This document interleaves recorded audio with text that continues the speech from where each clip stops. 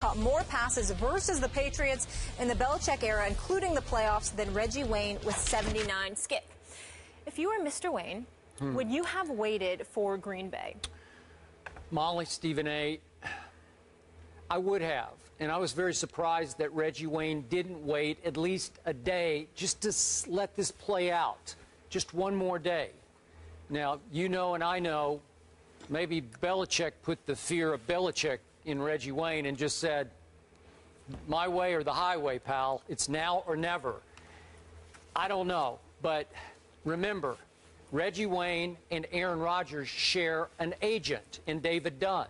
So I'm just guessing that there was some communication going on there. I'm guessing that Aaron Rodgers would have wanted Reggie Wayne.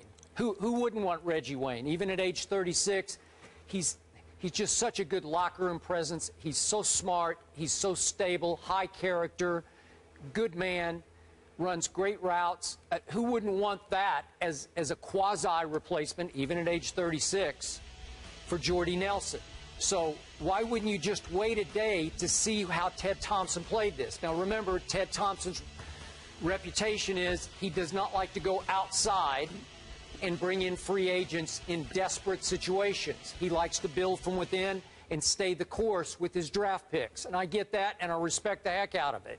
He did it once, you might remember, at running back in 2012 in August when they had a spate of injuries at running back, and he tried Cedric Benson. They went outside and brought in Cedric Benson. Didn't work out. They brought in Julius Peppers as an out-of-character free agent, and it really worked out. So would they have gone for Reggie Wayne? I don't know. My guess would have been yes. So if you're Reggie Wayne, would you rather play with Aaron Rodgers or with Tom Brady? Well, I know what I'd do there. I would rather play with Tom Brady. I just like the way he operates the offense better, throws a little more, to my eye, catchable ball. Maybe Reggie Wayne looked at the spate of injuries that the Patriots have suffered at receiver of late, which are many. Brandon LaFell's on the PUP list. Edelman's got some unknown lower leg injury. That kid they brought in, Brandon Gibson, the free agent signee, tore up his knee. He's gone for the year. I could go on and on. Dobson's out. Timms is out. So there's an opening there for some, some veteran presence to step in and maybe have a pretty good year with Tom Brady. But still, because of the agent connection and the bad man that is Aaron Rodgers, I was surprised he wouldn't wait one day just to let this thing play out and maybe compare and contrast two offers instead of just one from Belichick. I respectfully disagree with you. I wasn't surprised at all. As a matter of fact, I anticipated that he'd make this decision, and I am unequivocally convinced that he made the right decision. Here's why. Whether it's this kid Abderrahmane out of Wisconsin that you talked about yesterday, you got Randall Cobb, you got Devontae Adams, you've got this kid, what's his name here, Ty Montgomery's a possibility, Jeff Janis is a possibility, guys like that. They seem to be loaded at the position in terms of guys that they would want to give a chance to be inserted in the aftermath of Jordy Nelson's departure.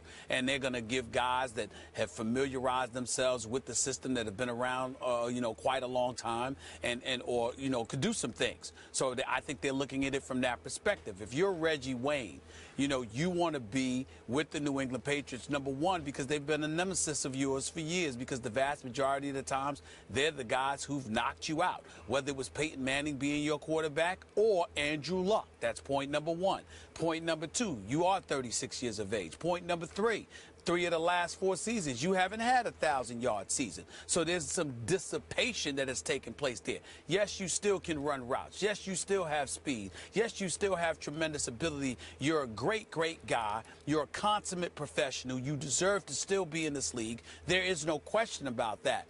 But you might be looking at your own humanity, wondering about just Father Time knocking away at you and losing Jordy Nelson, and people looking for somebody to come in and replace that is something that Reggie Wayne may be ill-equipped to live up to. Whereas in New England, you have a bevy of dudes. You've got a Rob Gronkowski. You've got the Amendolas and the Edelmans and what have you. And with Gronkowski there, basically suffocating the middle of the field because he's going to draw all the attention, it gives you room at the wideout spot to really do damage that you may not necessarily have in Green Bay because the tight end spot is their weakest position. That's their Achilles heel on the offensive side of the ball. So I think if you look at all of those things, it is clear that Reggie Wayne made the right decision not to also add the familiarity with AFC competition. Can't ignore that either. Okay, but now we're back to Aaron Rodgers or Tom Brady. If you're Reggie Wayne, which quarterback would you rather play with? Tom Brady. Because that's the one I'm used to going up against that's repeatedly beat me. Well, yeah, so if you can't beat him, join him? Is that what you're saying? Yeah. Oh, I mean, deals? have you not seen that? Well, again. That happens everywhere. Okay, but all I ever hear from you is that Aaron Rodgers is all-time great, that he's by far the best quarterback to me, today, Skip. right? He's the best to me. But, Skip, if he's one, Tom Brady's 1A. And that's debatable in a lot of people's eyes, including yourself.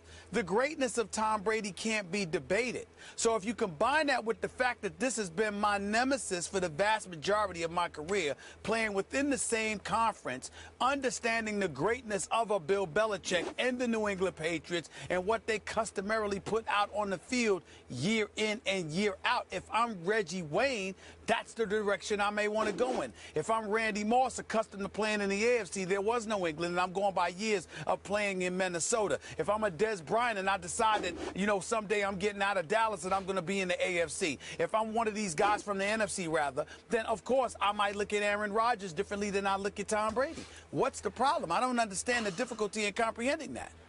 It sounds to me like you're finally coming all the way around on my guy Tom Brady, and now you've made him a 1A even. You've got 1 and 1A.